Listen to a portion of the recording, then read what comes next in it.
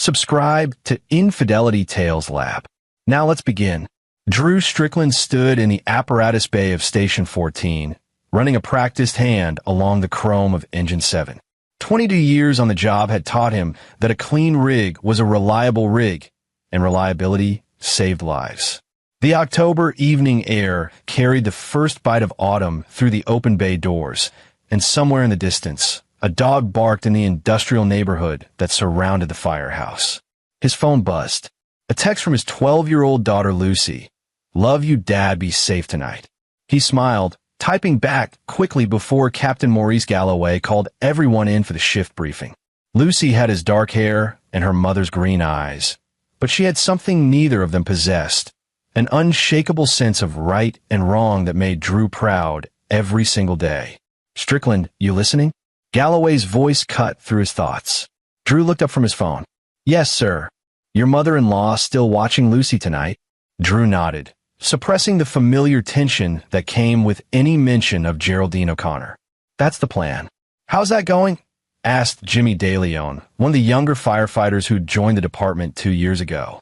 The kid had a talent for reading people, and he'd picked up on the dynamic during the station's summer barbecue, when Geraldine had shown up uninvited and spent the entire time criticizing Drew's parenting while praising her daughter Carrie, as if she were a single mother. "It's going," Drew said simply. The truth was more complicated. Geraldine O'Connor had never approved of Drew, not from the day he'd met Carrie 15 years ago at a community college class.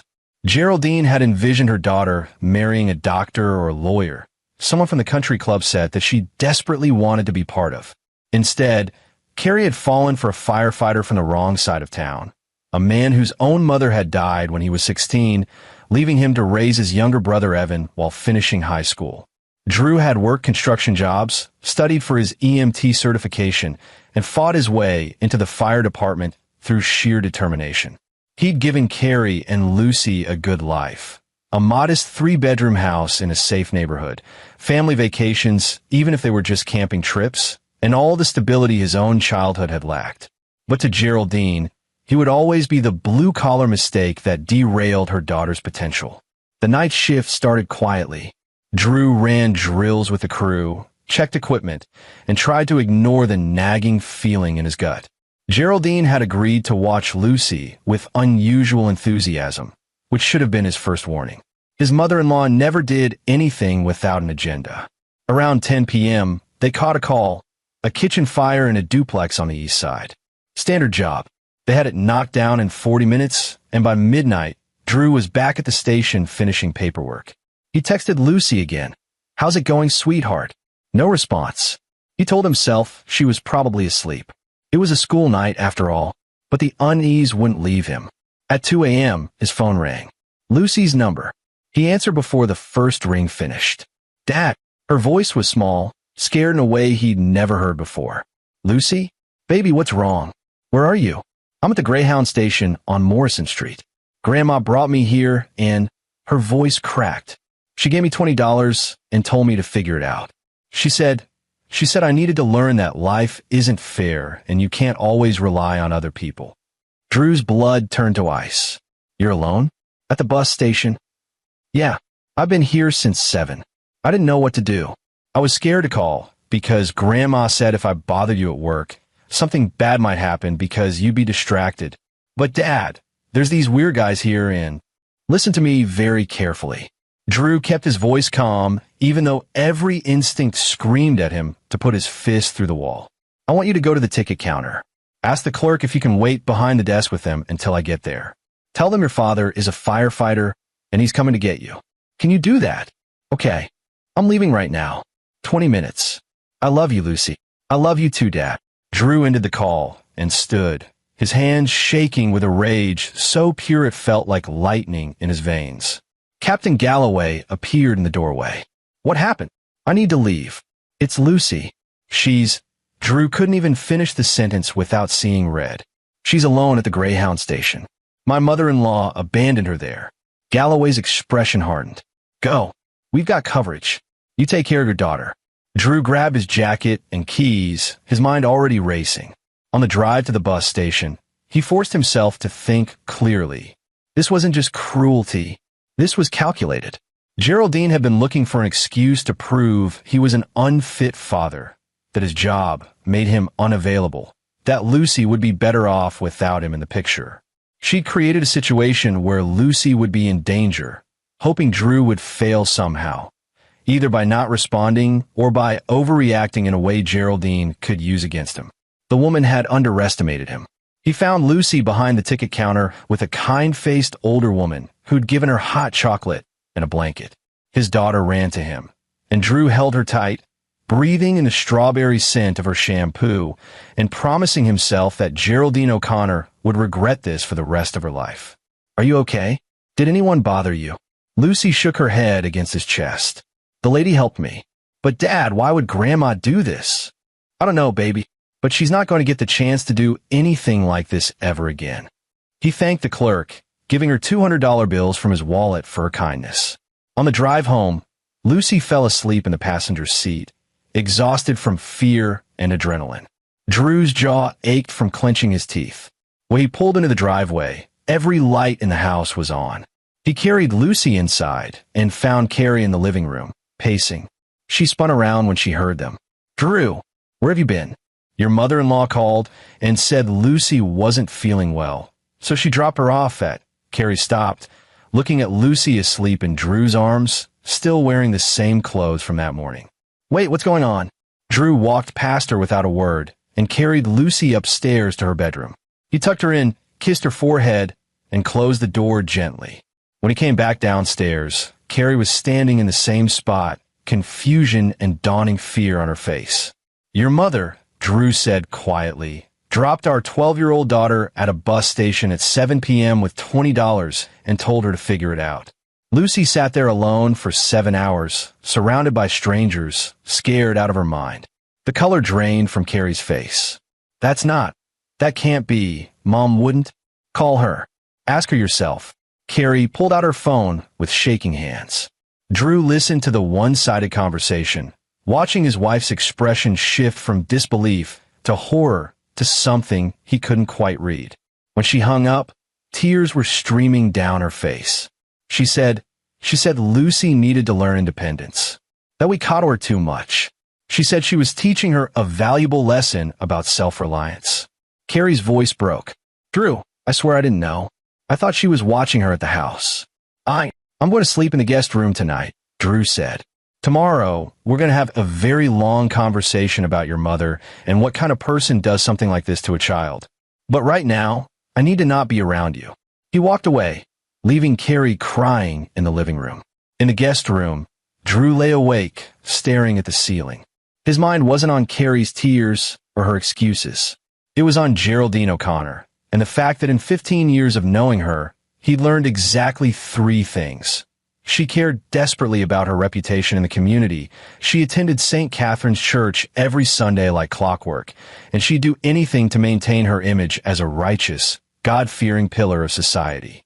She'd used his daughter as a pawn to prove some twisted point about his inadequacy as a father. Drew was about to show her what happened to people who threatened his family. But he wouldn't confront her.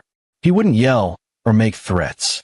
He wouldn't give her the satisfaction of seeing him lose control or the ammunition to paint him as the volatile, unfit father she'd always claimed he was. What he would do required patience, precision, and a willingness to destroy her in the same way she'd tried to destroy his family. By exposing the truth of who she really was to everyone she'd spent decades trying to impress. Drew pulled out his phone and opened a new note. At the top, he typed, "Project Geraldine." Then he started writing. The next morning, Drew called in sick for the first time in 3 years. He made Lucy breakfast, chocolate chip pancakes, her favorite, and sat with her while she ate, watching carefully for signs of trauma. She was quiet, pushing the food around her plate. "Talk to me, Luce." She looked up, her green eyes uncertain. Is Grandma mean? The question gutted him. Lucy had always been perceptive, but Geraldine had been clever enough to mask her cruelty with backhanded compliments and subtle put-downs that a kid couldn't quite articulate. Last night had ripped that mask away. "Yeah, baby, I think she is. And I'm sorry you had to find out that way. Are you and Mom going to get a divorce?" Drew reached across the table and took her hand. "I don't know. But whatever happens between your mom and me, nothing changes how much we both love you. You understand that?" Lucy nodded, but doubt lingered in her expression. Drew knew that doubt would stay there until he really proved, that he would protect her no matter what. After Lucy left for school, Drew sat down with Carrie. His wife looked like she hadn't slept, her eyes red and swollen. She tried to call her mother 6 times. Geraldine hadn't answered. "We need to talk about what happens next," Drew said. Carrie nodded miserably. "I know. I'm so sorry, Drew. I can't believe she would do something so cruel. I'm going to tell her she's never allowed near Lucy again." That's not enough." Carrie blinked. "What do you mean? Your mother endangered our daughter. She left a 12-year-old girl alone in a bus station for 7 hours because she wanted to prove a point about me being a bad father. If I'd been on a call when Lucy phoned, if something had happened to her." Drew paused, controlling his voice. "Telling her to stay away isn't punishment. It's what we should have done years ago. Then what do you want me to do?" Drew looked at his wife, really looked at her. Carrie had always been caught between him and her mother, never quite able to stand up to Geraldine's manipulation. He'd accepted it for years because he loved her and understood the complicated psychology of growing up under narcissist control. But watching her now, seeing her ready to smooth this over with a stern talking to and a temporary boundary, he realized something fundamental had broken. "I want you to think about who your mother really is," Drew said. "And I want you to decide whether you're willing to protect our daughter from her, even if it means burning bridges." "I am. I will." "Then prove it. Because, Carrie, I'm done. I'm done making excuses for her behavior. I'm done watching her tear me down in front of my daughter. I'm done pretending her cruelty is just her being from a different generation or having different values. She's poison, and I'm not letting her poison Lucy anymore." Carrie was crying again, but Drew felt nothing. He'd used up his well of sympathy for his wife's relationship with her mother somewhere around hour 3 of Lucy sitting alone in that bus station. "What are you going to do?" Carrie asked. "What needs to be done?" He left her there and went to his home office, a converted corner of the garage where he kept his personal files. Drew had always been meticulous about records. Years of dealing with insurance companies and fire investigations had taught him the value of documentation. He pulled out a box labeled Personal, 2010 to 2025, and started digging. Inside were 15 years of interactions with Geraldine O'Connor. Birthday cards where she'd written passive-aggressive comments about his gifts not being expensive enough. Emails where she'd criticized his parenting while claiming to just want what's best for Lucy. Text messages where she tried to convince Carrie to skip family events because Drew probably wants time with his fire station friends anyway. He'd saved all of it, not out of vindictiveness, but because some instinct had told him he might need evidence someday that he wasn't imagining the hostility. Drew spent the next 3 hours reviewing the material, building a timeline. Patterns emerged. Geraldine's behavior had escalated over the past 2 years, ever since Drew had been promoted to driver/engineer, a position that came with a pay raise and more respect at the department. It was as if his success threatened her narrative that he was a deadbeat who'd trapped her daughter. But the documents alone wouldn't be enough. Geraldine was skilled at playing the victim, at spinning stories to make herself look righteous. Drew needed more than old emails and texts. He needed to expose who she was in a way that couldn't be denied or explained away. His phone rang. "Captain Galloway. How's Lucy?" "Shaken but okay. I got her in school today. Try to maintain normalcy." "Good. Listen, I told the chief what happened. Unofficially, of course. He wanted me to let you know that if you need time off or if there's anything the department can do." Galloway trailed off. "Drew, we've known each other a long time. That woman left your kid at a bus station. If you need help making sure she faces consequences, you've got brothers here." Drew felt a wave of gratitude. The department was family in a way Geraldine would never understand. "I appreciate that, Cap, but this is something I need to handle myself. Just remember, you've got nothing to prove. Lucy knows you're a good father. We all know it. Don't let that woman make you do something you'll regret." After they hung up, Drew sat in the garage's dim light, thinking about Galloway's warning. The captain was right that he had nothing to prove. But this wasn't about proving anything. This was about justice.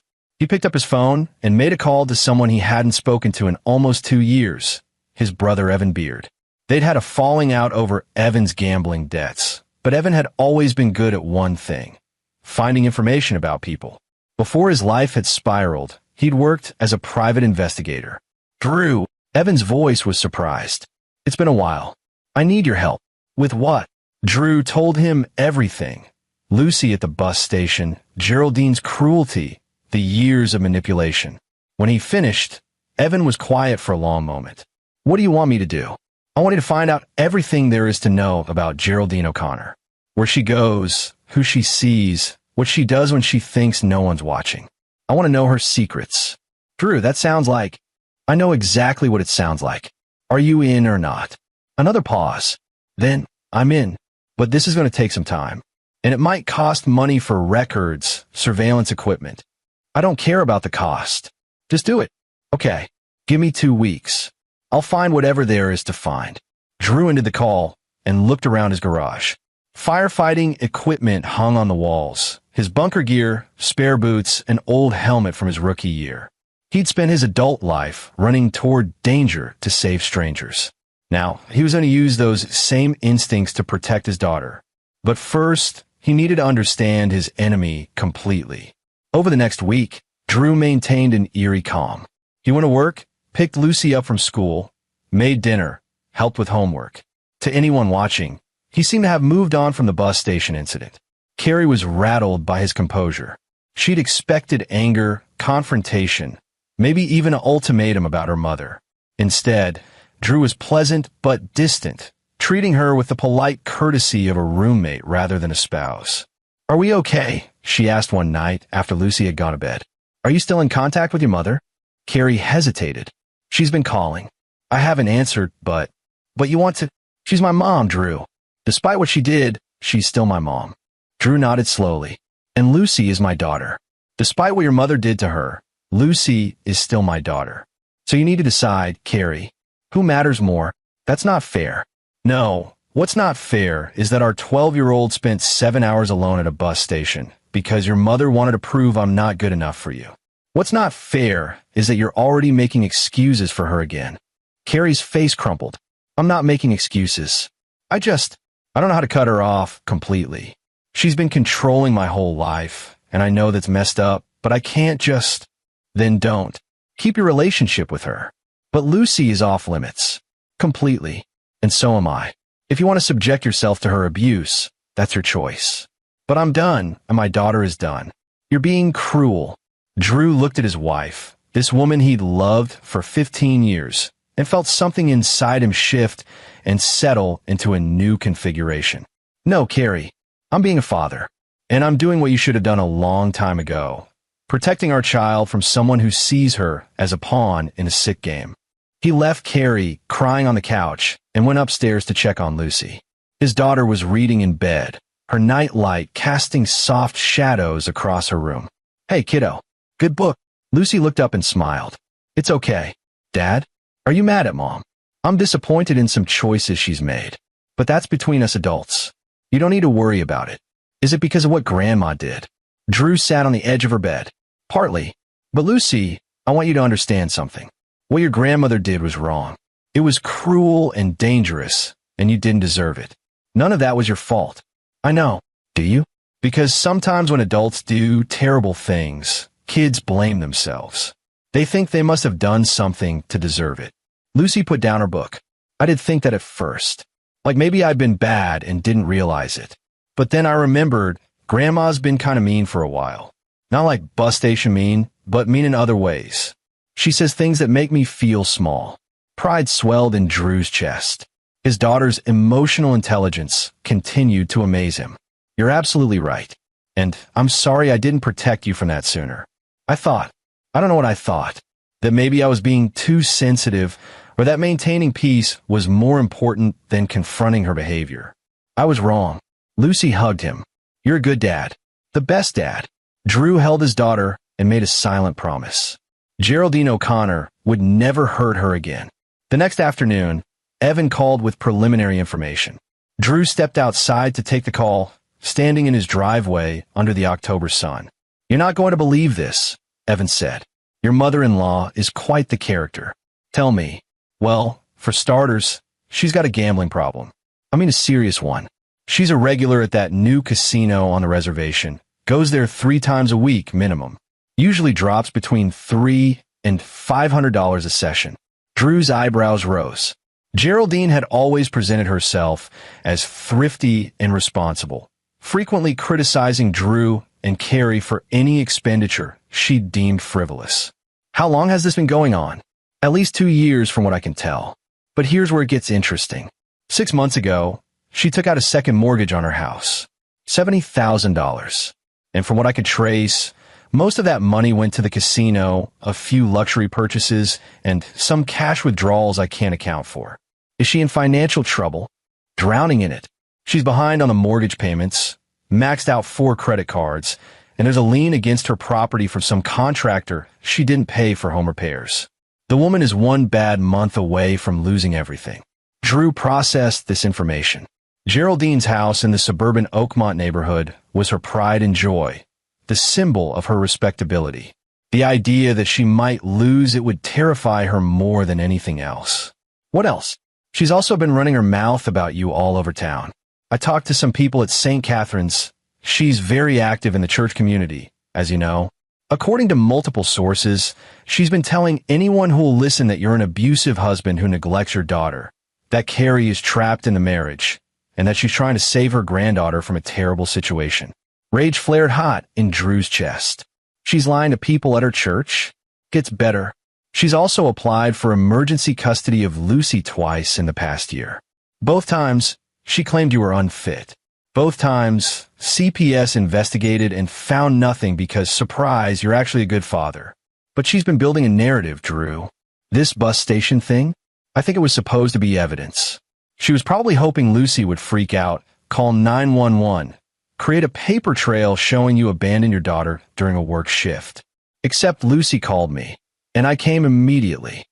Exactly, which is why Geraldine's been radio silent since then. Her plan backfired. Now she's the one who abandoned a child. And if you wanted to, you could press charges. Drew's mind raced. Pressing charges would be the obvious move, but it would also be the expected one. Geraldine would hire a lawyer, spin a story about a misunderstanding, maybe even claim early-stage dementia to avoid consequences.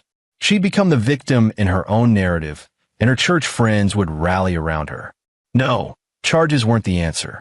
Keep digging, Drew said. I want to know everything. Her financial situation, her gambling habits, who she owes money to, any other lies she's been spreading. And, Evan, I need this done carefully. No one can know I'm looking into her. You planning something? I'm planning to make sure she never tries to hurt my family again. After the call ended, Drew stood in his driveway, thinking. Pieces of a plan were beginning to form, but he needed more. He needed to understand exactly how much Geraldine had to lose and precisely which pressure points would cause maximum damage to her carefully constructed image. His phone buzzed. A text from Carrie. Mom wants to meet with us. She says she wants to apologize and explain. Will you at least consider it? Drew stared at the message. This was it, Geraldine's next move. She'd had a week to regroup, and now she was coming back with the reasonable grandmother who made a mistake routine. She'd probably cry, claim she'd been going through something stressful, promise it would never happen again. And Carrie, desperate to believe her mother wasn't a monster, would accept the apology. Drew typed back, no. She's not apologizing to Lucy, and that's what matters. I don't need her apology. Please. She's my mother. I need to at least hear her out. Then you hear her out. But I won't be there, and Lucy definitely won't be there. This is your choice to make. He pocketed his phone and went inside. Lucy was at the kitchen table doing algebra homework, her brow furrowed in concentration. Drew sat down across from her. Need help? Yeah, this problem is weird. I keep getting the wrong answer.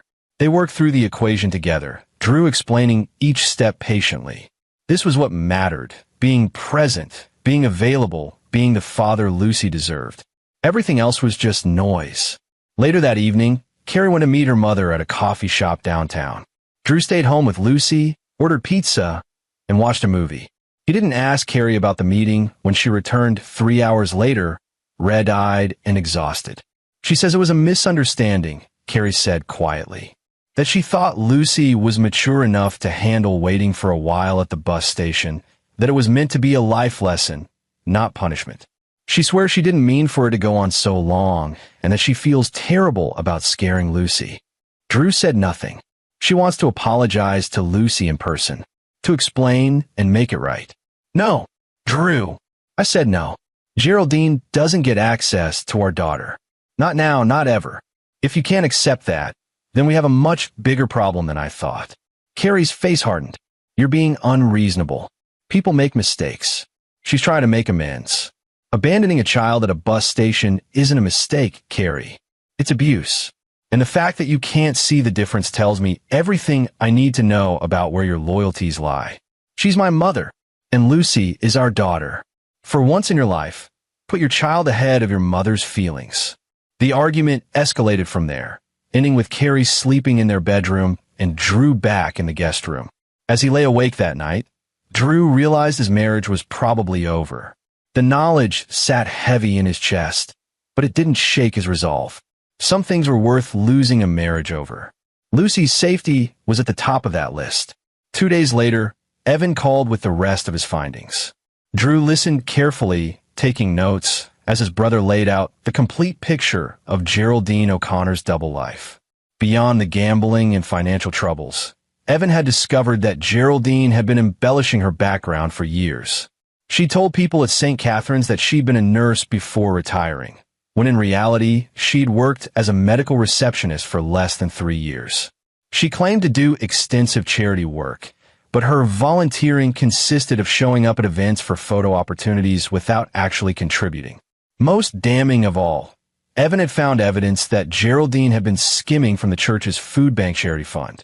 As the volunteer coordinator for donations, she had access to cash contributions. Over the past 18 months, approximately $8,000 had gone missing, and Geraldine had purchased a new car, paid in cash, during that same period. If this came out, she'd be destroyed, Evans said. The church community would turn on her completely. Can you prove it? I've got bank records showing the cash deposits and the car purchase. I've also got testimony from a deacon who noticed the discrepancies but didn't want to accuse Geraldine without solid evidence. He's been documenting the shortfalls. Drew felt a cold satisfaction settle over him. This was exactly what he needed. Send me everything. And Evan, thank you. I know we've had our issues, but you came through when it mattered. She tried to hurt Lucy, Drew. She's got this coming. After reviewing Evan's files, Drew began the final phase of his plan. He wasn't going to expose Geraldine directly. That would make him look vindictive. Instead, he was going to create a situation where the truth exposed itself, inevitably and publicly. First, he made an anonymous call to the deacon Evan had identified, providing him with detailed records of the missing donations and Geraldine's cash deposits. He positioned it as a concerned parishioner who'd noticed the discrepancies and wanted the church to investigate before the scandal grew larger. Second, he contacted the casino, claiming to be a family member concerned about a relative's gambling problem. He asked if there were resources available for intervention. The casino, eager to avoid liability, put him in touch with a problem gambling counselor who specialized in working with families. Third, he compiled a complete record of Geraldine's attempted custody filings, the CPS investigations that have found no merit to her claims, and documentation of the bus station incident. He sent this information to a family lawyer with a simple question. If a grandmother with this history tried to seek custody or visitation rights, how would a court rule? The lawyer's response was swift and definitive. A court would likely deny any custody request and might restrict visitation given the abandonment incident. If the grandmother continued to be a problem, a restraining order would be appropriate. Armed with this information, Drew scheduled a meeting with Carrie and presented her with a choice. They could file for a formal custody arrangement that explicitly excluded Geraldine from unsupervised access to Lucy, or they could separate and go through a divorce where Drew would seek primary custody and present all of Geraldine's attempted interventions as evidence of a hostile third party. Carrie, faced with the reality of losing Lucy, finally broke down. She admitted that her mother had been pressuring her for years to leave Drew, that Geraldine had been feeding her doubts about their marriage, and that the bus station incident had been the culmination of escalating attempts to prove Drew was unfit. "I should have stood up to her," Carrie sobbed. "I should have protected Lucy. I was just so used to going along with what Mom wanted that I couldn't see how toxic she'd become." "Then prove it now," Drew said. "Cut her off completely. No contact, no communication, no second chances. Show me and show Lucy that you choose us." Carrie agreed. She sent Geraldine a message stating that she was ending their relationship due to the harm Geraldine had caused Lucy, and that any future contact would be considered harassment. Geraldine responded with a barrage of texts, pleading, threatening, guilt-tripping. When those didn't work, she showed up at the house.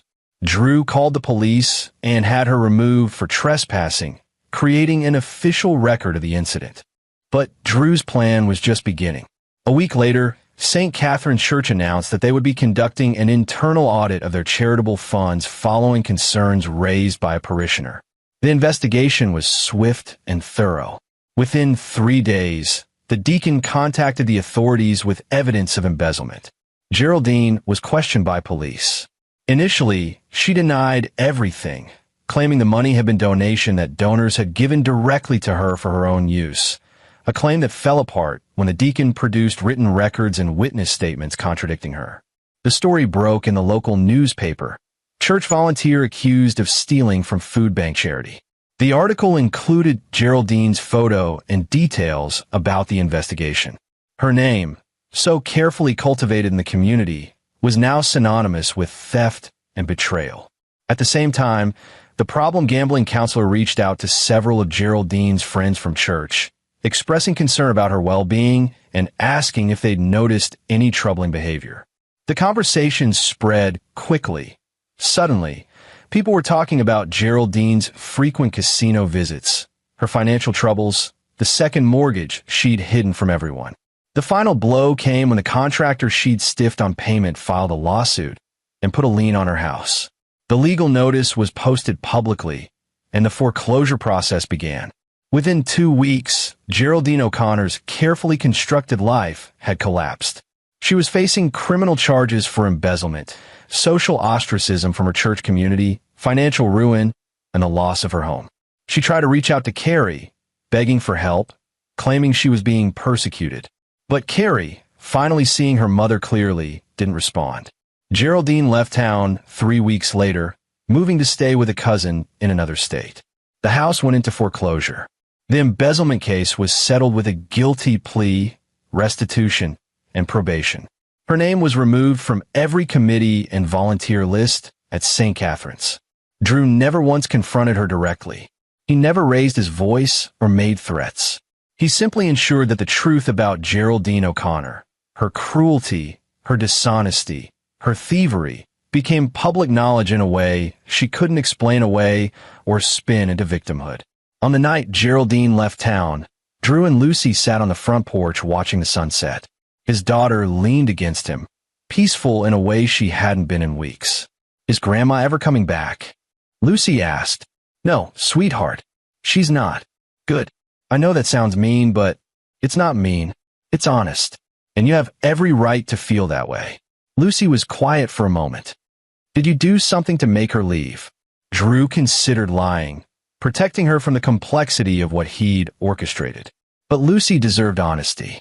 "I made sure people knew the truth about who she really was. Sometimes the best revenge isn't fighting someone. It's letting their own actions catch up with them." "That's kind of badass, Dad." Drew laughed, surprised. "Language. Sorry, but it is." Later that night, after Lucy had gone to bed, Carrie found Drew in the garage. Their marriage was hanging by a thread, both of them knowing it but not ready to face it yet. "Did you know?" she asked. "About the embezzlement, the gambling, all of it?" "Not until recently. But you made sure it all came out. You destroyed her." Drew looked at his wife. "She destroyed herself, Carrie. I just made sure everyone could see it. And I'd do it again in a heartbeat to protect Lucy." Carrie nodded slowly. "I know. And that's why I'm starting to understand what my mother really was. A selfish, cruel person who hid behind a mask of respectability. I'm sorry it took me so long to see it. I'm sorry I didn't protect our daughter. The question is, can you protect her now? Without me pushing you to do it. Yes, I can. I will. They stood in the garage, surrounded by Drew's firefighting equipment. Two people trying to figure out if their marriage could survive the war they'd just been through. 3 months later, Drew and Carrie were in counseling, slowly rebuilding trust. Lucy was thriving in therapy, processing the trauma of the bus station and learning healthy boundaries.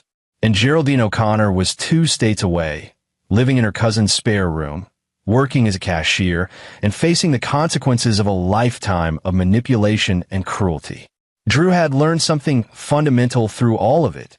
The best revenge wasn't violence or confrontation. It was patience, precision, and allowing someone's true nature to reveal itself in a way that left no doubt about who the villain really was. On a cold December evening, Drew sat in the apparatus bay at Station 14, polishing the chrome on Engine 7. Captain Galloway walked over, coffee in hand. "How's Lucy doing?" "Really good, actually. She's back to her old self. Maybe even better than before." "And you? You doing okay?" Drew smiled. "Yeah, Cap. I'm doing just fine." Galloway nodded. "That situation with your mother-in-law. I heard she left town." "She did. Funny how things work out sometimes. Isn't it?" They stood in comfortable silence. 2 men who understood that some battles weren't fought with fists or harsh words, but with the careful application of truth and the patient unraveling of lies. Drew's phone buzzed. A text from Lucy.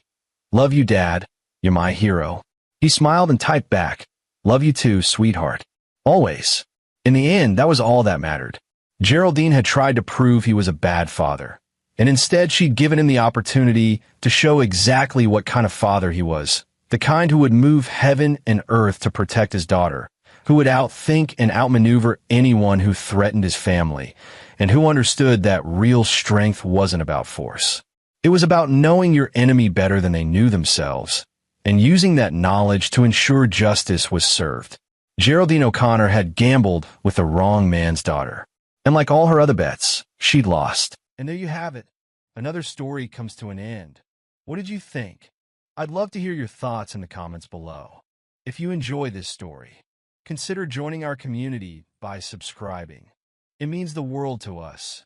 For more stories like this one, check out the recommended videos on screen, and I'll see you there. Subscribe to Infidelity Tales Lab for more stories. Now, let's begin this one. Chapter 1, The Observer. Dara Patterson had learned long ago that people rarely look down. In his 15 years as a child psychologist, he discovered that most adults moved through life at eye level, missing the small, silent signals that children sent from below. Now, 3 years into early retirement at 42, that habit of watching remained. It was a Tuesday in late September when Derek first noticed the boy. He'd been carrying his lunch to the small bench outside his home office, a converted garage behind his modest house in suburban Portland, when movement near his trash cans caught his eye. A child, maybe 6 or 7, thin as a wire hanger, was carefully lifting the lid of the recycling bin. Derek froze mid-step, watching his small hands reached inside and retrieved a brown paper bag. His lunch bag from yesterday. The boy opened it with practiced efficiency, examining the half-eaten turkey sandwich Derek had tossed, deemed too dry to finish. Without hesitation, the child took a bite. "Jesus," Derek muttered, instinctively stepping forward. The boy's head snapped up. Dark eyes, too old for his young face, met Derek's. Then he was gone, vanishing between the houses with his stolen meal clutched to his chest. Derek stood there for a full minute, sandwich forgotten in his own hand. His training kicked in automatically. Signs of neglect, malnutrition evident from the brief glimpse, clothes worn and oversized, feral wariness in his movements. That night, Derek couldn't focus on the manuscript he was supposed to be editing, another academic paper on childhood trauma that would gather dust in some journal. His wife, Claire, noticed over dinner. "You're somewhere else," she said, setting down her fork. Her green eyes, the same ones that had first caught his attention 17 years ago at a university mixer, studied him with concern. "What's going on?" Derek told her about the boy. Claire, a special education teacher with her own finely tuned radar for troubled children, immediately understood. Did you see where he went? Not far. He's probably living in the neighborhood. We should call. And say what? Derek interrupted gently. A hungry kid took food from my trash? Claire, you know how overloaded CPS is. Without evidence of immediate danger, the truth hung between them, heavy and familiar. They both knew how the system worked, knew its limitations and failures intimately. They'd learned the hard way. 8 years ago, their son Danny had been taken from a grocery store parking lot. 5 years old, there for just seconds while Claire loaded groceries and Derek returned the cart. Security footage showed a white van. No plates visible. No witnesses who could provide details beyond it happened so fast. The case went cold within months. Derek had thrown himself into work, Claire into her teaching.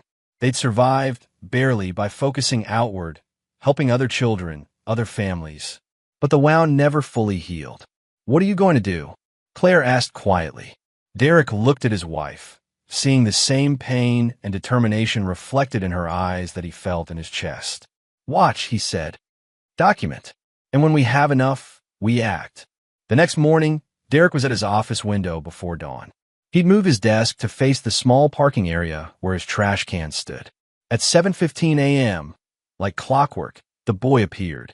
This time, Derek was ready with his phone, camera zoom activated. The child was more visible in the morning light.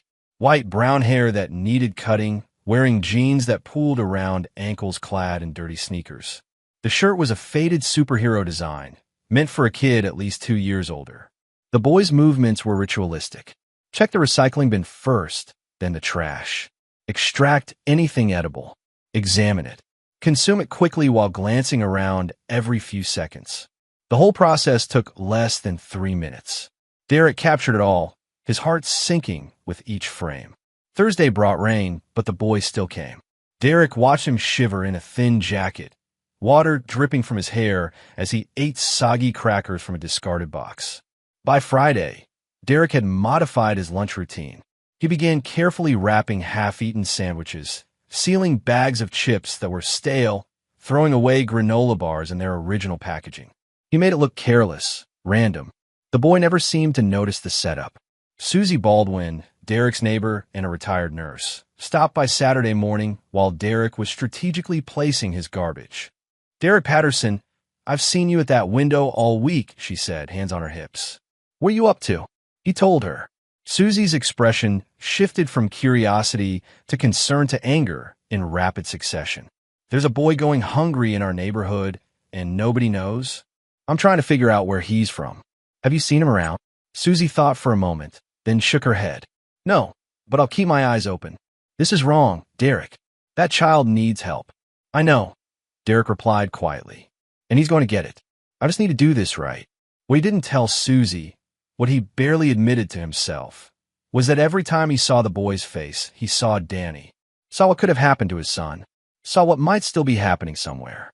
And something else gnawed at him, a feeling he couldn't quite name, but recognized from his years in practice.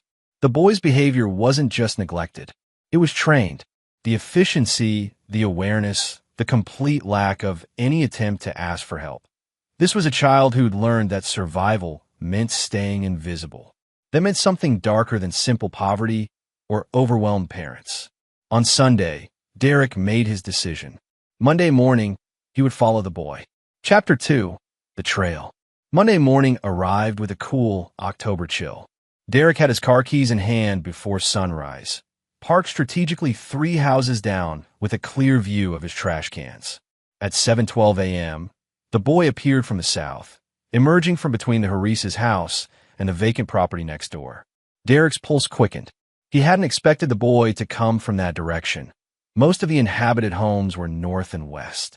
The child went through his usual routine, pocketing items Derek had strategically placed. When he turned to leave, Derek waited until the boy was 30 yards ahead before starting his engine. Following someone on foot while driving required a delicate touch. Too close, and you spooked them. Too far, and you lost them. Derek kept a full block's distance, using parked cars and trees as cover. The boy moved with purpose, cutting through yards and side streets like someone who'd memorized a route. He avoided main roads entirely, sticking to residential backstreets where fewer cars meant fewer eyes. They traveled for nearly 20 minutes, much farther than Derek had anticipated. The neighborhood slowly deteriorated, well-maintained homes giving way to rentals with overgrown lawns, then to a scattered area where the city met the rural outskirts. Chain-link fences replaced white picket ones. Dogs barked from behind weathered siding. The boy finally stopped at a sagging two-story house at the end of a dead-end street. Peeling gray paint, windows covered with blankets instead of curtains, a yard that was mostly dirt and weeds. A rusted pickup truck sat in the driveway next to a newer black sedan that seemed out of place. Derek parked around the corner and approached on foot, keeping to the tree line. He pulled out his phone, pretending to take a call while his camera recorded. The boy didn't go to the front door. Instead, he circled around back and disappeared. Derek waited, mind racing. The house radiated wrongness. Too quiet. Too closed off. In 15 years of home visits for his practice, he developed an instinct for troubled households. This one screamed it. He was about to risk moving closer when the back door opened. A man emerged, late 40s, thick build, wearing work pants and a stained t-shirt. He lit a cigarette, leaning against the doorframe. Harvey Ortega. Derek didn't know the name yet, but he'd never forget the face. The man's eyes scanned the yard with the casual vigilance of someone used to watching for trouble. After a moment, he called back into the house. Keep them quiet. I don't want another complaint from a neighbor. Them. Plural. Derek's blood went cold. The man finished his cigarette, ground it under his boot, and went back inside. Derek heard the distinctive sound of multiple locks engaging. He waited another 10 minutes, but nothing else happened. Carefully, he made his way back to his car, mind churning. Back home, Claire was in the kitchen making coffee. One look at Derek's face, and she set down the pot. Tell me. Derek laid it out. The location, the house, the locks, the plural pronoun. There are more children, he finished. I don't know how many, but there's more than just the one boy. Claire's face had gone pale. We call the police. Right now. And tell them what? I followed a hungry child and heard a man say them. Claire, you know that's not enough for a warrant, much less action. Then what? Derek pulled out his laptop, already formulating a plan. We document everything. I go back with better equipment. We figure out exactly what's happening in that house. And then we make sure there's enough evidence that they can't ignore it. This isn't your job anymore, Derek. You're not a psychologist. You're not a cop. No, Derek agreed quietly. But I'm someone who can help those kids. Someone who knows how these systems fail. Someone who won't let bureaucracy be the reason another child disappears. The unsaid name hung between them. Danny. Claire closed her eyes, then nodded. Okay, but we do this smart. No risks. No heroics. Just evidence. Over the next 3 days, Derek became intimately familiar with the gray house. He learned that Harvey Ortega worked at a construction site during the day, returning home around 6 p.m. A woman, his wife Tanya, Derek later confirmed, left each morning at 8 a.m. in the black sedan and returned around 4 p.m. The most disturbing discovery came on Wednesday. Derek had positioned himself in a small park adjacent to the property's back fence, using a telephoto lens disguised as bird-watching equipment. At 3 p.m., the back door opened and children filed out. Not just one, but 6 of them, ranging in age from about 5 to 12. They moved in a silent line, supervised by Tanya Ortega. No playing, no talking, just a mechanical walk around the yard for exactly 15 minutes before filing back inside. Derek's hands shook as he captured the images. The children's faces were blank, emotionless, institutional. He'd seen similar expressions in his career. Kids from the worst group homes, from war zones, from systematic abuse. That night, he printed the photos and spread them across his desk. Claire stood beside him, tears streaming down her face. The boy from the trash can, Derek said, pointing to the smallest child in the line. Corey, that's what I've been calling him in my head. What do we do? Claire whispered. Derek pulled up the Ortega's information on his laptop. Harvey and Tanya Ortega, registered foster parents, licensed for up to 4 children. They have 6, Claire observed. Too over their limit. That's the least of what they're doing wrong, Derek muttered, scrolling through public records. The couple had been foster parents for 8 years, with 12 different children placed with them during that time. Look at the placement durations. For months average before the kids are moved elsewhere or returned to family. That's unusually fast cycling. Why would they want a revolving door of children? That was the question that kept Derek awake that night. Foster care fraud was usually financial, collecting payments for kids who didn't exist or weren't in their care. But the Ortegas had the children. He'd seen them. So what were they using them for? Friday brought the answer, and it made Derek's blood boil. He'd been watching from his usual spot when a different vehicle pulled up, a white van, unmarked. A man emerged. Norman Simmons, though Derek wouldn't learn the name until later. Thin, nervous energy, carrying a professional camera setup. Derek's stomach dropped. He knew exactly what this was. The man was inside for 90 minutes. When he left, his equipment bags looked heavier. Derek sat frozen in his car, rage and nausea warring inside him. He'd suspected abuse, neglect, maybe child labor. But this was something that required careful, methodical action. One wrong move, and evidence would disappear, children would be moved, and monsters would walk free. He needed more than photos. He needed enough to bury them. Chapter 3, The Connection. Derek didn't go home immediately. Instead, he drove to a quiet coffee shop 3 towns over and opened his laptop, using a VPN he'd installed months ago for research purposes. Norman Simmons. Photography business registered in Salem, specializing in private sessions. No public portfolio. No social media presence beyond a bare-bones Facebook page that hadn't been updated in 2 years. Red flags everywhere. Derek dug deeper, using skills he'd accumulated during the frantic months after Danny's disappearance, when he'd become obsessed with learning investigative techniques. How to search databases. How to find connections. How to trace digital footprints. What he found made his coffee taste like acid. Norman Simmons had been questioned 8 years ago in connection with a series of child abductions in the Pacific Northwest. Questioned but never charged. Insufficient evidence. The case detective's name was in the file. Detective Marcus Chun, Portland PD. Derek's vision blurred. 8 years ago, the same time frame Danny had disappeared. With trembling fingers, he cross-referenced Simmons' known associates from the investigation. 12 names. 3 were in prison. 5 were deceased. For showed no current activity. The last name made Derek's heart stop. Harvey Ortega, listed as someone Simmons had been seen with prior to the abductions, but with no proven connection to the crimes. The trail had gone cold before investigators could establish what linked them. "Oh my God," Derek whispered. His son's case file was burned into his memory. He pulled it up on his laptop, digital copies he'd made years ago with Detective Chin's reluctant permission. Scanned through witness statements, timeline reconstruction, persons of interest. There, buried in the supplemental reports. A witness had reported seeing a man matching Simmons' description near the grocery store parking lot the day Danny vanished. They'd never been able to confirm it. The witness had been unsure, the description vague. But now, with this new information, the coincidence was too massive to ignore. Derek's phone buzzed. "Claire, where are you? It's almost midnight. Had that much time passed? I'm coming home. I found something. Claire, I think the Ortegas and this network, I think they might be connected to Danny." The silence on the line lasted several heartbeats. "Come home," Claire finally said. "We'll figure this out together." The drive back felt eternal.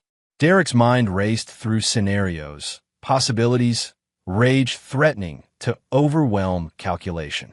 He'd spent 8 years with a hole in his chest, wondering. Now he had names, faces, a house where children were being hurt, and probably, answers about what had happened to his son. Claire was waiting when he arrived, having made coffee despite the late hour. Derek spread out everything. Photos, notes, the connections he'd found. She listened without interrupting, her teacher's mind processing, organizing. "You're sure about this link?" she finally asked. Sure enough to act on it. "Claire, we can't wait anymore. Those kids need help now." "Agreed. But, Derek," she took his hand. You need to be honest with yourself about why we're doing this. Is it for them, or is it for Danny? Derek met his wife's eyes. Does it matter? Those children are suffering. Whether or not they can tell us anything about our son doesn't change what needs to happen to the Ortegas. No, Claire agreed. But it changes how you approach this. If you go in thinking this is revenge, you'll make mistakes. You're angry. Rightfully, but angry people miss details. She was right. Derek took a deep breath, forcing himself back into the analytical mindset that had served him throughout his career. Okay, let's approach this systematically.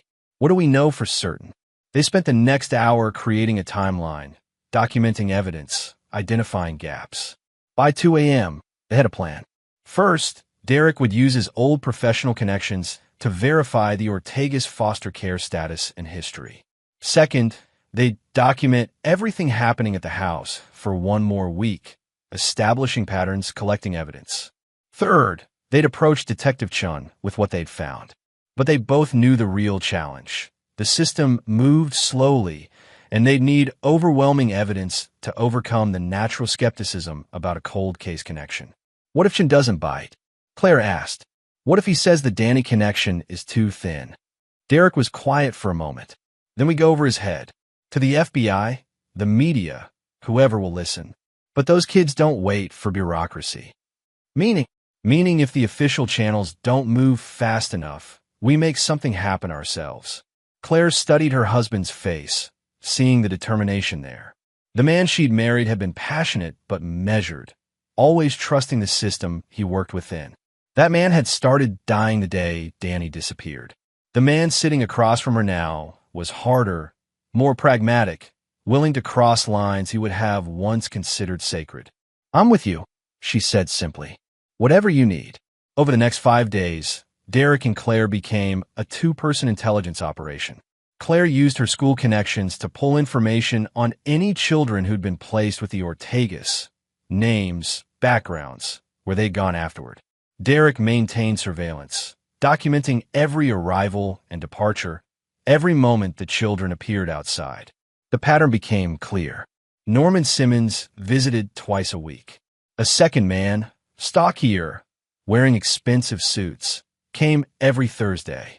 Derek managed to get his license plate, registered to a Martin Crosby, CEO of a small import-export company that screamed money laundering. On Saturday, Susie Baldwin stopped by with a casserole and news. I asked around about that house, she said, settling into Derek's office chair. My friend Graciela Wiley, she lives 2 streets over from there, says the Ortegas keep to themselves mostly, but she's heard children crying at odd hours. She almost called the police once, but Harvey Ortega is friendly with some of the local cops. Goes to their barbecues, donates to the police fund. She was afraid nothing would happen. Which cops? Derek asked sharply. Susie pulled out her phone, showing him a photo from a community event. Harvey Ortega, arm around a uniformed officer, both smiling. The officer's name tag was visible.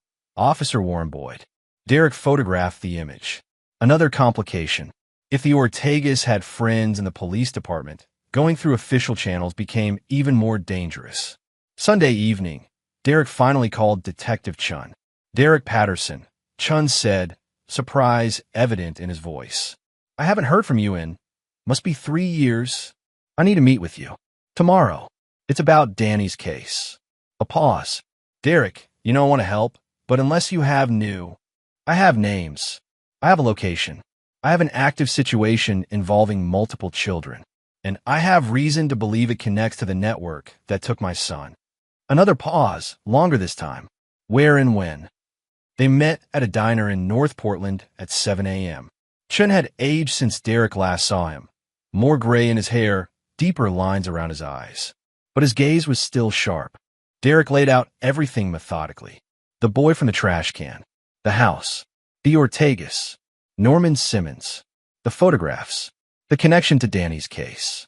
Chun listened without interrupting, his expression growing darker with each revelation. When Derek finished, the detective sat back and exhaled slowly.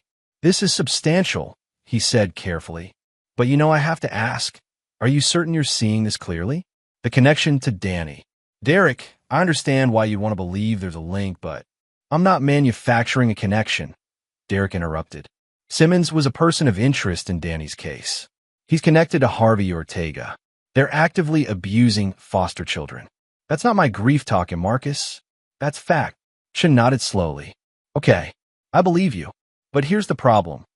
Harvey Ortega has friends in the department. Not high-ranking, but enough to cause complications.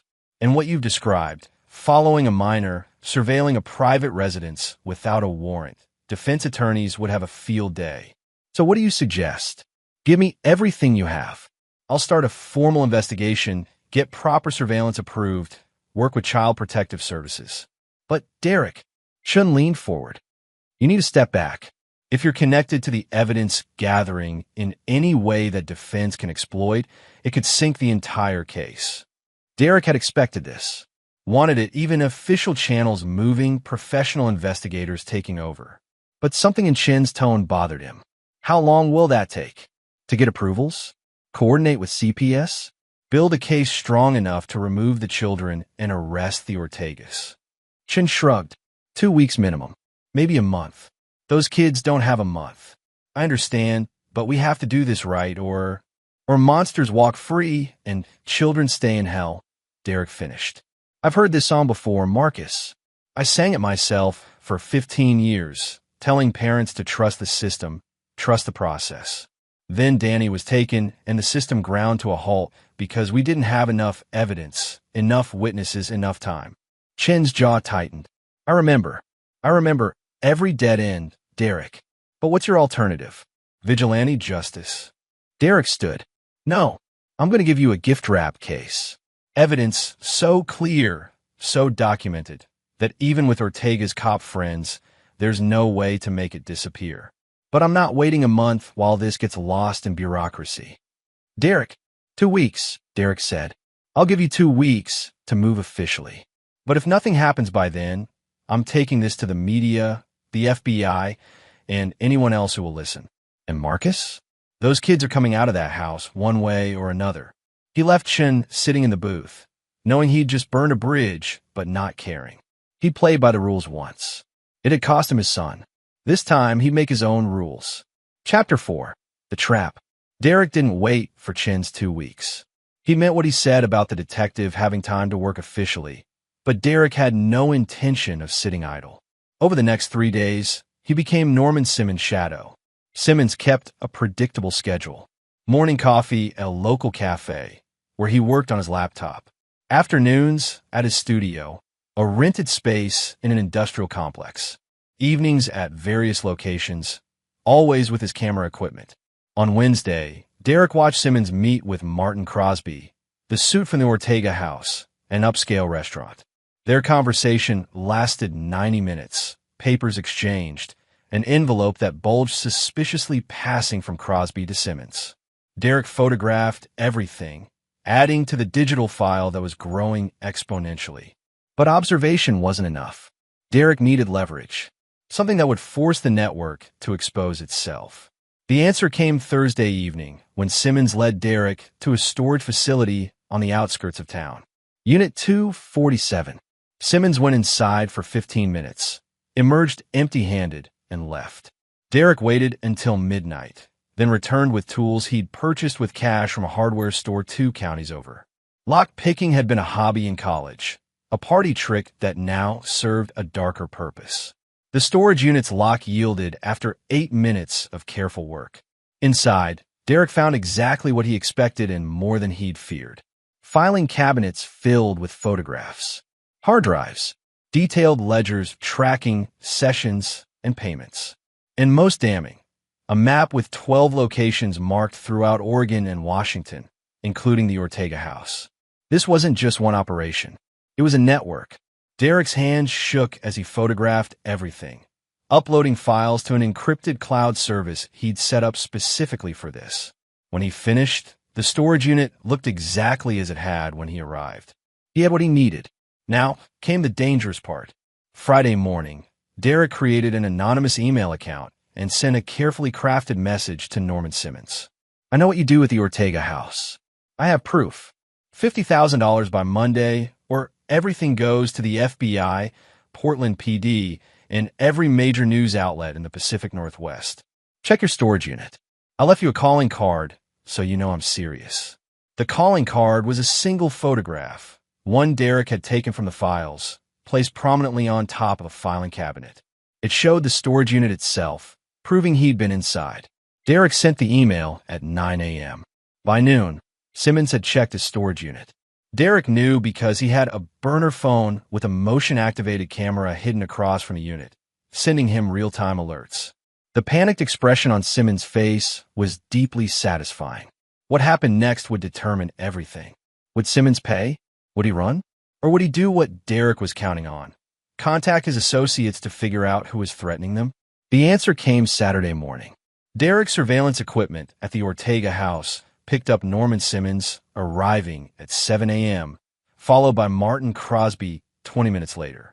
An emergency meeting. Perfect. Derek had positioned 3 cameras now, covering all angles of the house. Audio was harder, but he'd managed to get a directional microphone close enough to pick up Ray's voices through a partially open window. Said they have proof. Photos from my storage unit. Simmons' voice, high with panic. Calm down. Crosby's voice was smoother, controlled. Could be a bluff. They were in my unit, Martin. They left a photo to prove it. Then we have a leak. Harvey Ortega's deeper voice joined in. Someone we've worked with, maybe? Someone who knows the locations. Or a cop, Crosby suggested. Boyd's been asking questions lately. Maybe he grew conscience. Boyd's solid, Ortega insisted. I've got too much dirt on him. He's not talking. Derek's recording equipment captured every word. The question is, Crosby continued, do we pay? Or do we clean house? Clean house. Simmons sounded terrified. You mean? We move the merchandise, erase the evidence, and disappear this problem, Crosby said coldly. We've always known this operation had a shelf life. Maybe that time's come. Derek's blood went cold. Merchandise. They were talking about the children like inventory. That's 6 kids to relocate, Ortega said. Not easy to do quickly. I have buyers, Crosby replied. International. They'd take all 6, but the price would be lower than individual sales. Derek's hands clenched into fists. They were talking about trafficking the children out of the country. What about the blackmailer? Simmons asked. We find them, Crosby said flatly, and we make sure they understand the consequences of threatening us. The meeting broke up 20 minutes later, each man leaving separately. Derek had everything on digital recording, backed up in 3 separate locations. But now he faced a timeline crisis. If Crosby moved the children internationally, they might never be recovered. He needed to accelerate his plan. That evening, Derek met with Claire and laid out what he'd learned. Her face went pale as she listened to the recordings. They're going to sell those babies, she whispered. Derek, we can't let. We won't, Derek promised. But I need your help. Tomorrow, we're going to force their hand. He explained the next phase. Claire listened, then nodded slowly. It's risky. I know, but we're out of time. Sunday morning, Derek sent a second email to Norman Simmons. Change of plans. I don't want money. I want a meeting. You, Ortega, and Crosby. Tomorrow, 8 p.m., at the Old Morrison paper mill. Come alone, all of you, or the evidence goes public immediately. This is your only chance to negotiate. The Morrison paper mill had been abandoned for 15 years, a shell of rusted metal and crumbling concrete on the edge of town. More importantly, it was isolated, far from help. Exactly the kind of place where desperate men might think they could solve their problem with violence. Derek was counting on it. Chapter 5, The Setup. Monday morning, Derek met with Susie Baldwin and laid out a request that made the older woman's eyes widen. You want me to watch the Ortega house? Not watch. I need you to be there. Tomorrow at 7:30 p.m., I need you to walk up to that front door and tell Harvey Ortega that you're from Child Services doing a random check on his foster children. Derek, I'm not. I know you're not really from CPS. That's the point. He'll panic, call his partners, and they'll be distracted when they arrive at the meeting. But more importantly, if something goes wrong with my plan, you'll be a witness that the children were in danger. You'll have seen the conditions yourself. Susie was quiet for a long moment. You're planning something illegal, aren't you? I'm planning something necessary, Derek corrected. And yes, it crosses legal lines. But Susie, those kids are being hurt every day. Sold like property. I need to make sure that even if I fail, someone knows enough to get them out. She studied his face, then nodded slowly. Okay, but Derek? Don't fail. The rest of Monday was spent preparing. Derek and Claire visited the Morrison paper mill, scouting every entrance, every hiding spot, every structural weakness. Derek planted cameras in 3 locations, set up recording equipment, and established 2 escape routes.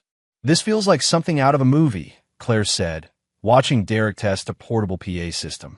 Good movies follow basic psychology, Derek replied. Create enough pressure, enough fear, and people reveal themselves. Crosby, Ortega, Simmons, they're predators used to being in control. Take that away, make them feel hunted, and they'll make mistakes. And if they just shoot you on sight? Derek showed her the bulletproof vest he'd purchased online. I'm prepared for that possibility, but I don't think they will. They need to know who I am, what I have, who else knows. They'll want information before they act. That's a lot of assumptions. Based on 15 years of studying criminal psychology. People like this, organized, careful, paranoid, they don't act impulsively. They plan, and when their plans fall apart, they try to regain control through information gathering first. Tuesday arrived with autumn rain, heavy and cold. Derek spent the morning in final preparations, then kissed Claire at noon. Detective Chun needs to get this, he said, handing her a flash drive. 8 p.m. exactly. Everything's on there. Photos, recordings, locations of evidence. If I don't call you by 8:30, you drive straight to the police station and you don't leave until Chun has seen everything. Claire held the drive like it was precious. Be careful. Please. Always am. He wasn't, but saying it made them both feel better. At 7:30 p.m., Susie Baldwin knocked on the Ortega's door. Derek watched remotely through a camera she wore disguised as a brooch. Harvey Ortega answered, instantly suspicious. Mr. Ortega? I'm with Child Protective Services. We're conducting random checks on foster homes in the area. May I come in? Ortega's face tightened. It's after 7 p.m. This isn't appropriate timing. I apologize, but our schedules have been chaotic. It'll only take a few minutes. Do you have identification? Susie showed him a fake ID Derek had created. Not perfect, but good enough to pass a quick glance in poor lighting. Ortega's hand moved to his phone. Let me call my supervisor to confirm this is legitimate. Of course, Susie said cheerfully, while Derek watched Ortega's thumbs fly over his phone screen. Within minutes, the Ortega house was chaos.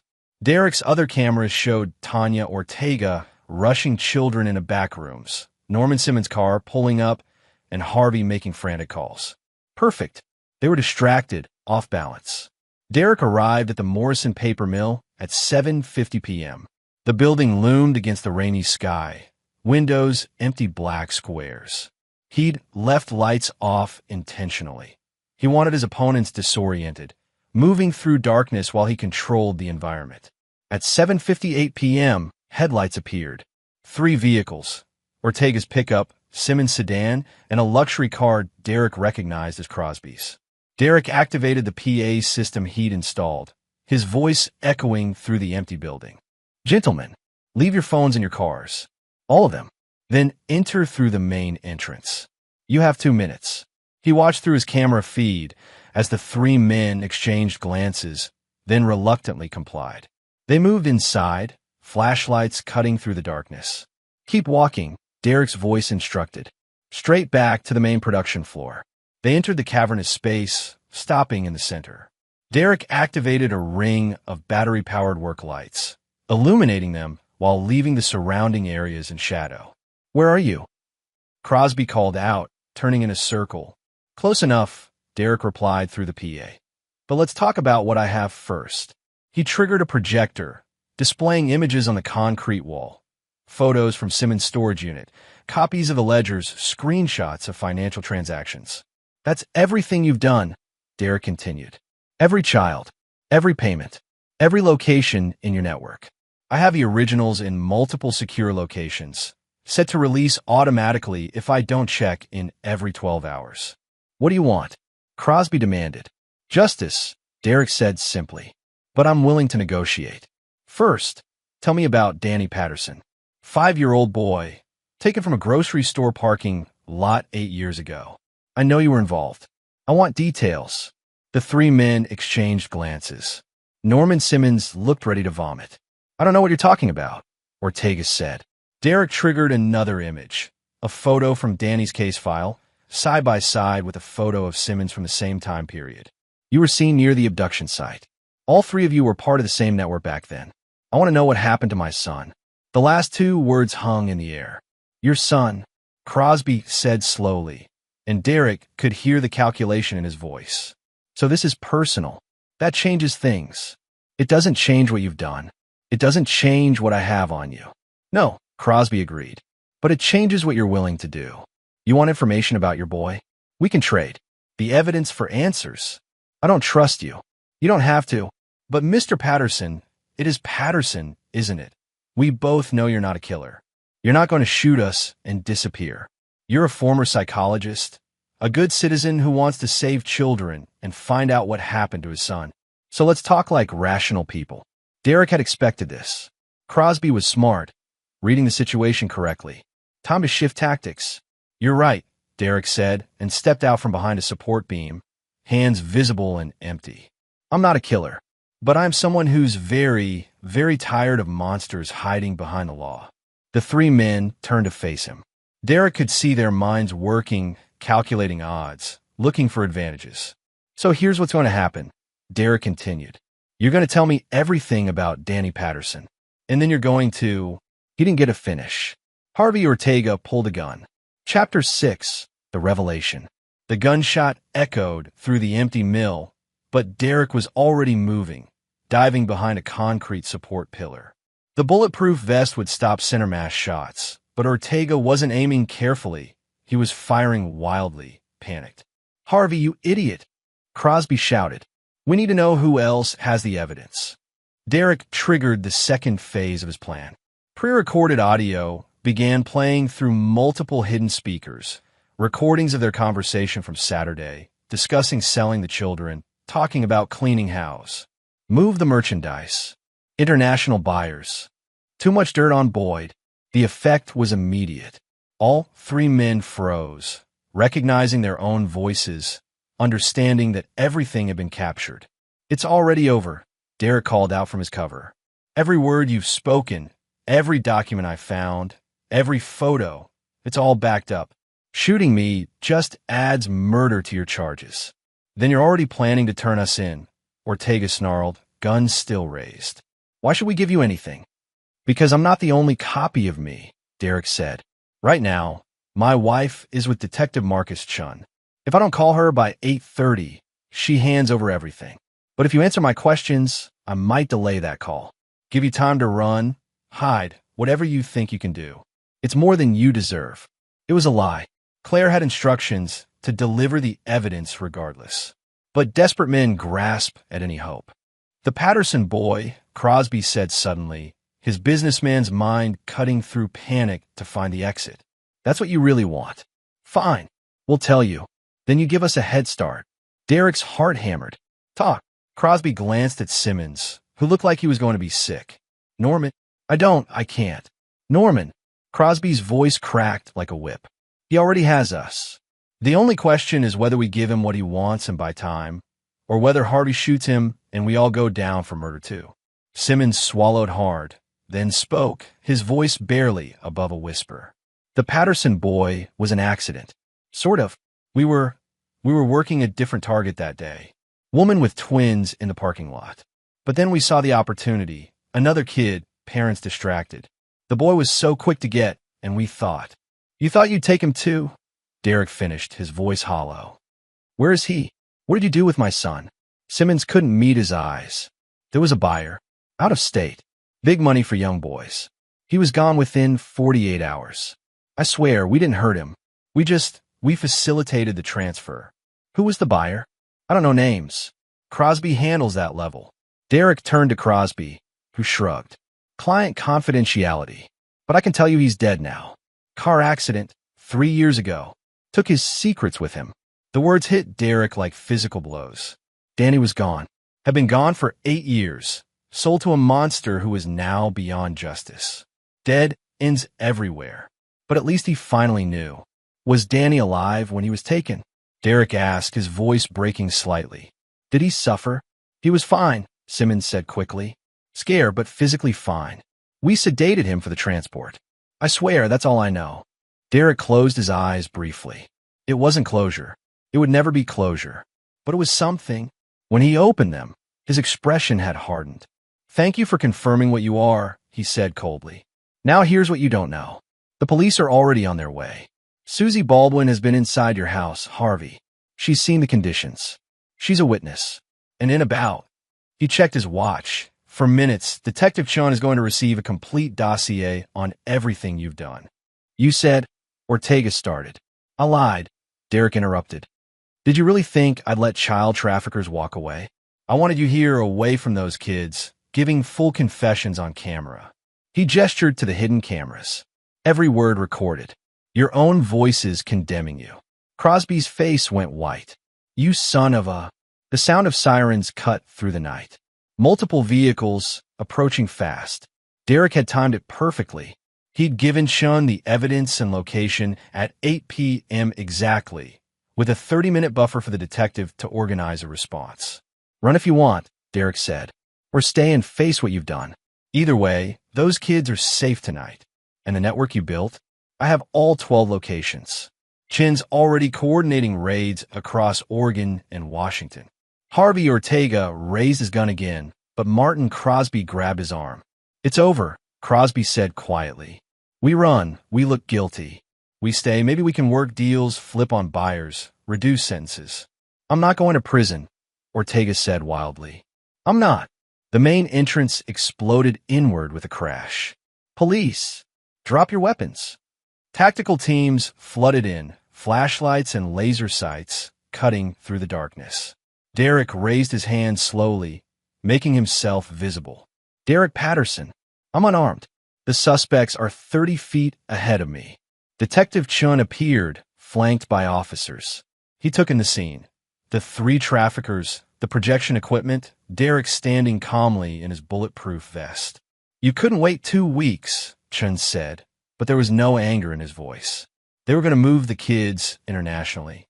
I couldn't risk it.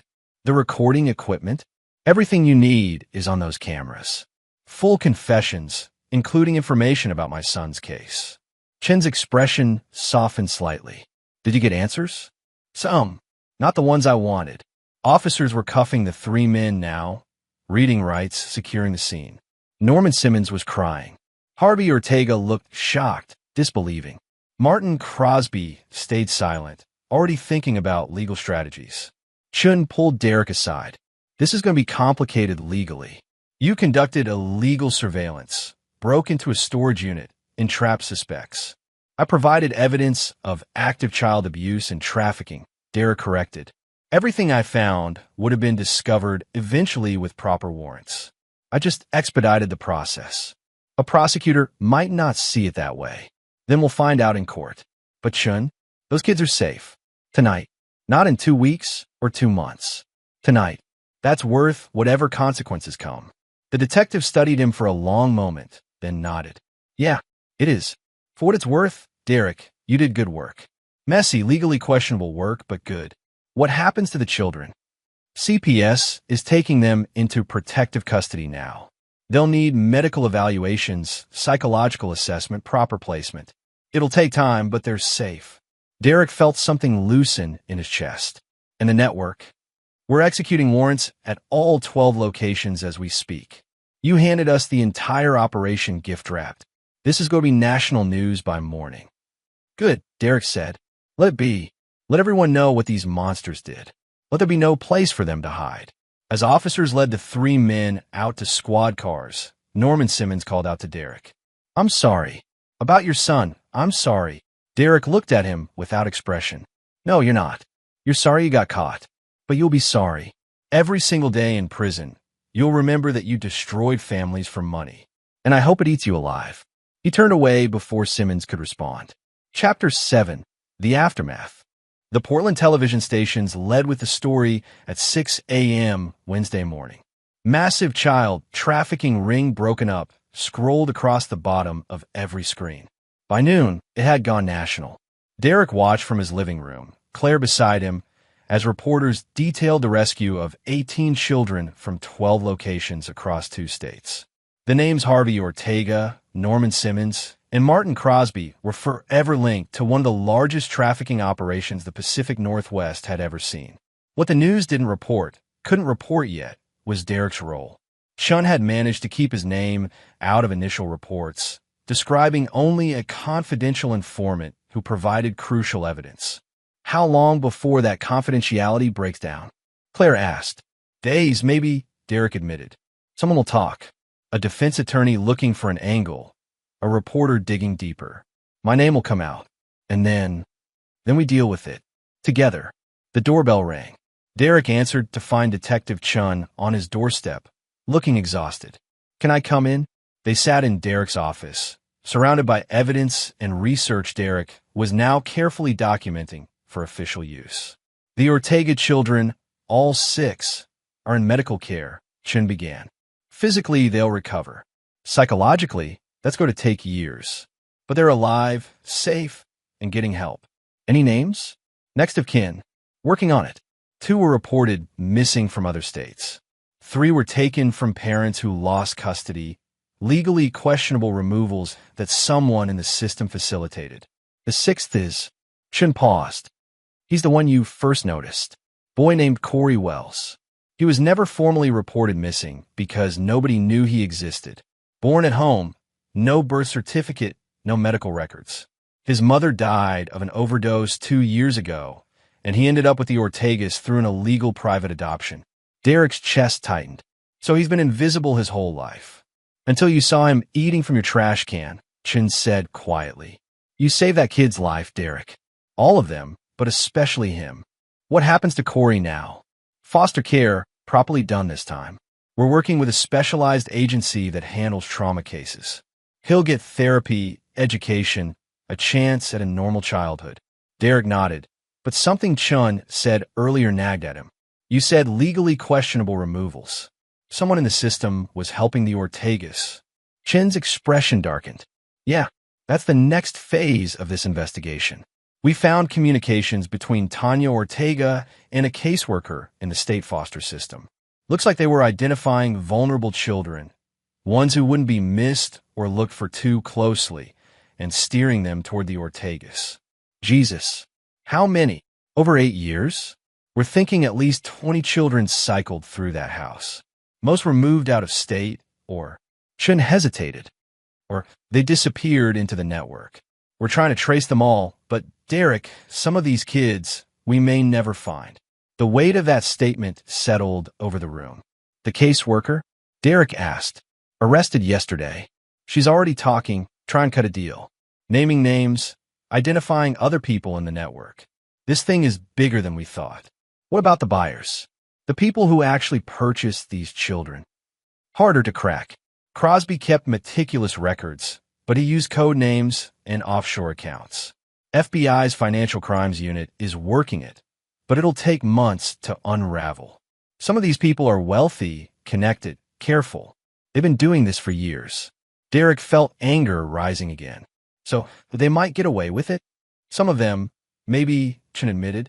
That's the hard truth, Derek. We'll get the ones we can, but in a network this big, this organized, some fish slip through the net. Then we cast a wider net. Chun studied him. What are you thinking? I'm thinking there are 11 other locations with evidence.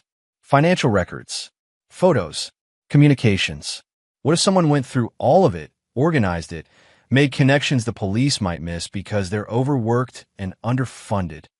Someone like an obsessed former psychologist with research skills and motivation? Exactly like that. Chun was quiet for a moment. Officially, I should tell you to stay out of this. Let the professionals handle it. And unofficially, you've already done more for this case than an army of detectives could have. You have a gift for this, Derek. And if you wanted to volunteer your time analyzing evidence as a consultant. He shrugged. I think we could arrange that. Claire, who'd been listening from the doorway, spoke up. What about the legal issues? You said his methods were questionable. They were. But here's the thing. Harvey Ortega confessed on camera. Norman Simmons confessed. We recovered the children based on evidence Derek provided, but the actual arrest came for what the suspect said and did after police arrived. A good prosecutor can work with that. And a bad prosecutor? Derek asked.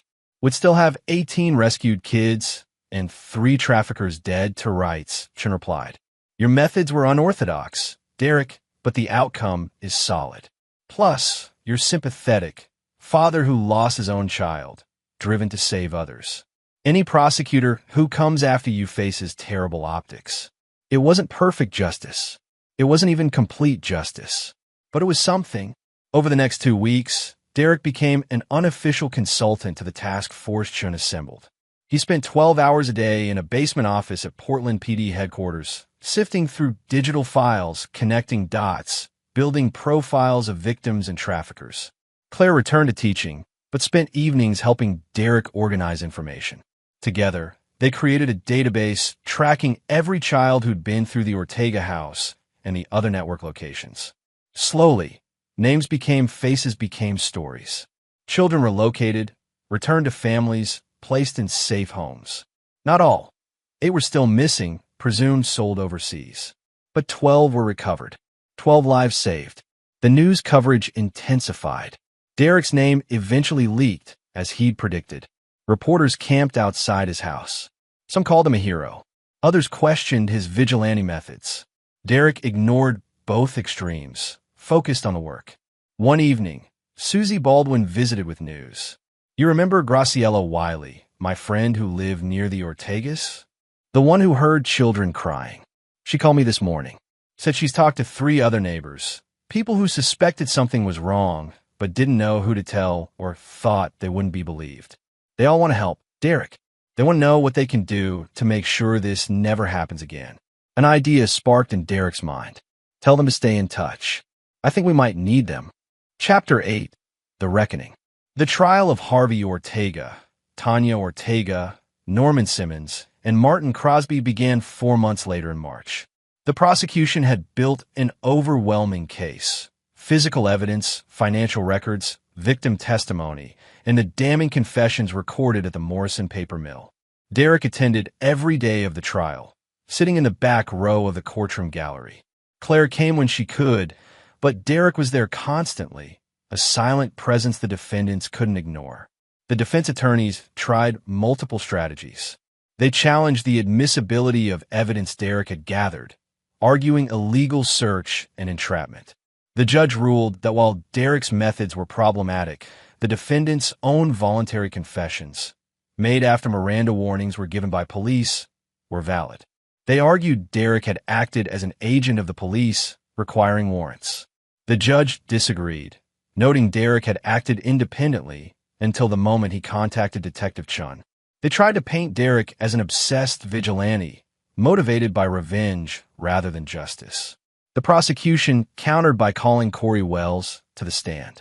The boy was 10 months older now, healthier with a brightness in his eyes that hadn't been there before.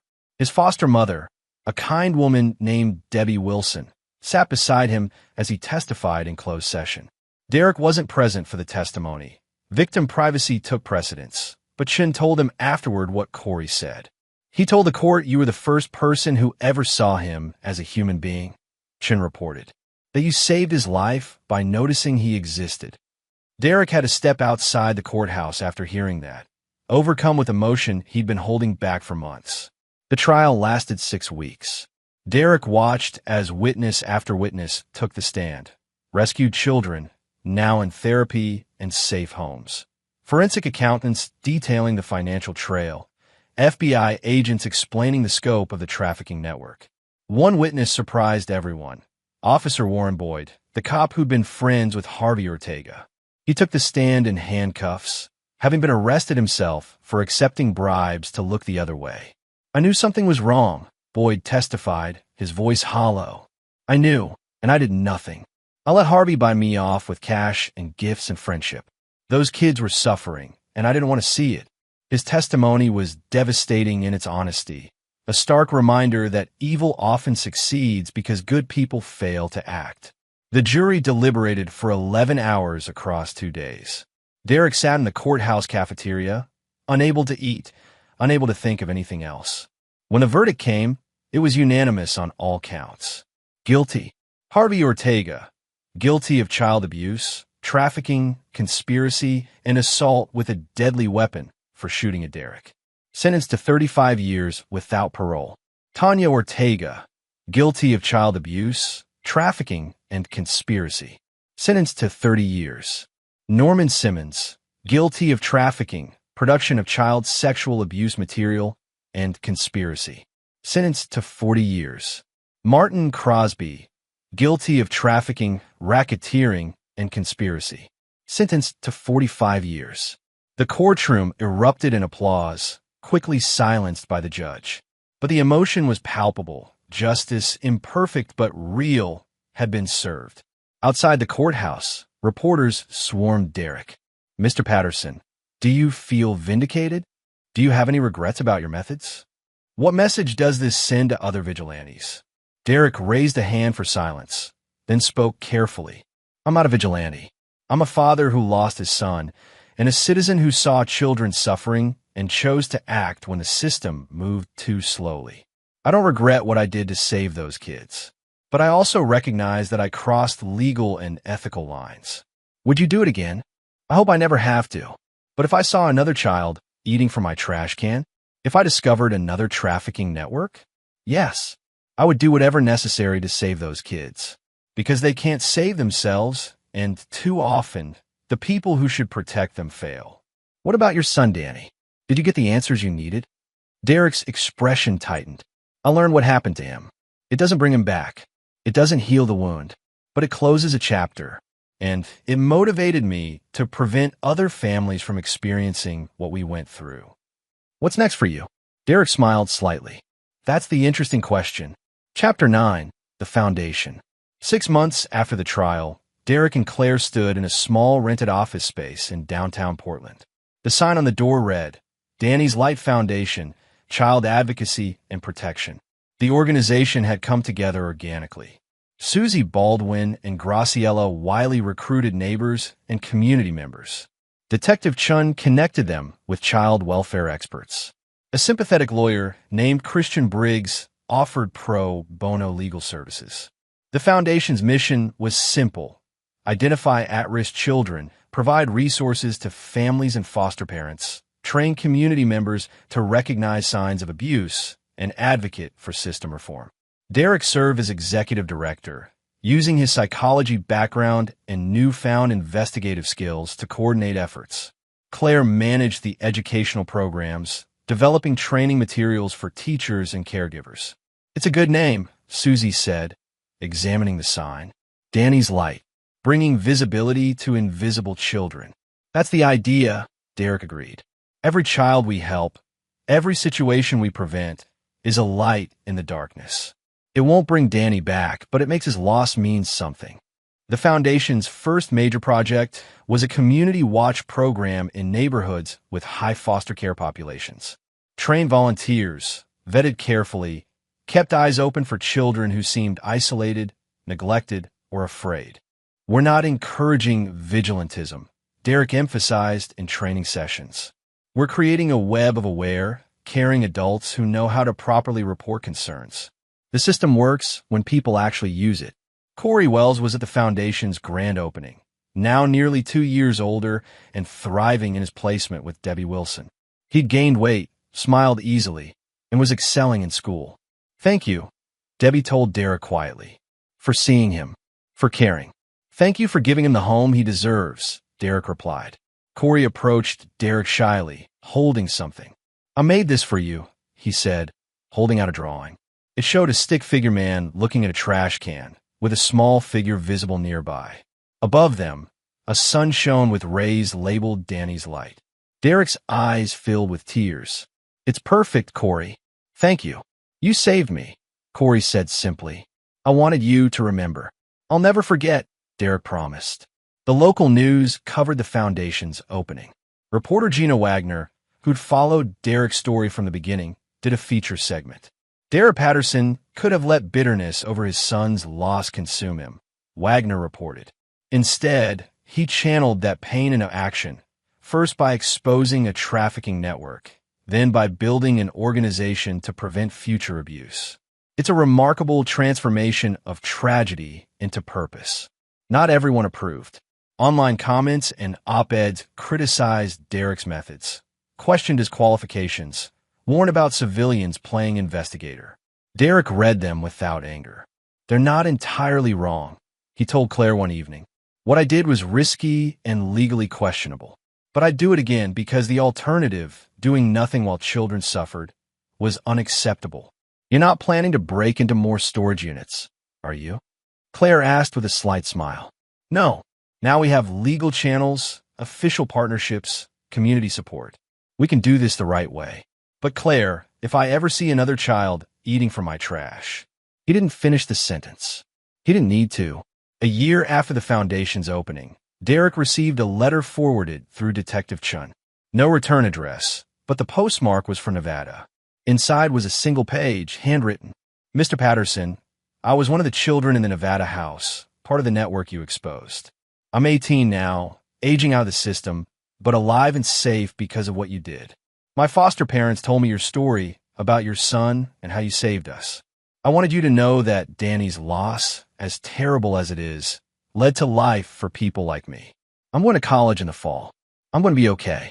Thank you for seeing us when we were invisible. A friend. Derek read the letter 3 times, then carefully filed it in a folder labeled, Why We Do This. The foundation grew. Within 2 years, they'd expanded to 3 states, with volunteer chapters training community advocates. They successfully lobbied for stronger foster care oversight laws. They provided resources that helped identify and prevent abuse in hundreds of homes. But the most important work happened quietly. The child who was placed in a safe home instead of a dangerous one. The foster parent who got support before reaching a breaking point. The neighbor who reported concerns instead of looking away. Every single child they helped was a victory, a light in the darkness. On what would have been Danny's 14th birthday, Derek and Claire visited his memorial, a small garden they'd created behind their house, with a bench and flowers and a plaque bearing his name. I think he'd be proud, Claire said softly, holding Derek's hand. Of what you've built, what we've built. I hope so, Derek replied. I hope wherever he is, he knows that his loss wasn't meaningless, that it changed things, saved kids. They sat in silence for a while, remembering their son, honoring his memory. Derek's phone buzzed. A text from Susie Baldwin. New volunteer training next week. 17 people signed up. We're making a difference, Derek. He smiled and replied, Yes, we are. The sun set over Portland, casting long shadows across the garden. But in the growing darkness, Danny's Light Foundation continued its work, identifying invisible children, bringing them into visibility, giving them hope. Derek Patterson hadn't been able to save his own son, but he'd saved dozens of others. And in doing so, he'd transformed his grief into something powerful, a legacy of protection, advocacy, and light. It wasn't the ending he would have chosen. Danny would never come home. The wound would never fully heal. But it was an ending with meaning, with purpose, with victory, not over his loss, but over the darkness that had taken his son and threatened so many others. And sometimes, meaning was enough. And there you have it. Another story comes to an end. What did you think? I'd love to hear your thoughts in the comments below. If you enjoy this story, consider joining our community by subscribing. It means the world to us. For more stories like this one, check out the recommended videos on screen. And I'll see you there.